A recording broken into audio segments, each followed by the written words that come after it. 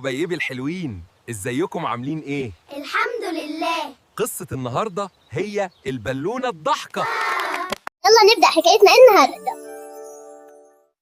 في يوم من الأيام كان فيه ولد صغير اسمه سليم بيحب يلعب في الساحة مع أصحابه. في عيد ميلاده جابوله بالونة حمرة كبيرة، لكن الغريب إن البالونة دي كانت مختلفة. كل ما تسمع صوت ضحك الأطفال كانت تضحك معاهم بصوت خفيف زي ها ها ها ها ها ها. سليم استغرب وقال إزاي بالونة تضحك؟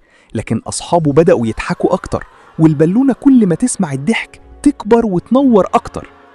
الناس في القرية شافوا المنظر وبدأوا يتجمعوا حوالين سليم والبالونة، وكل واحد يضحك أو يبتسم البالونة تكبر وتلمع زي الشمس. بعد شوية البالونة بقت ضخمة جدا وبدأت تطير فوق البيوت والحقول، والضحك بتاعها بقى زي موسيقى بتفرح القلوب. فرح الأطفال جريوا وراها، والناس الكبار نسيوا همومهم وابتسموا، والقرية كلها بقت مليانة فرحة.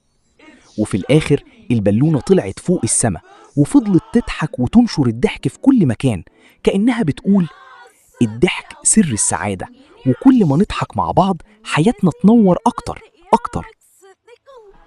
عجبتكم القصة النهاردة؟ طبعا عجبتنا يا عمو. يلا اعملوا إعجاب وشاركوا القصة مع كل أصحابكم.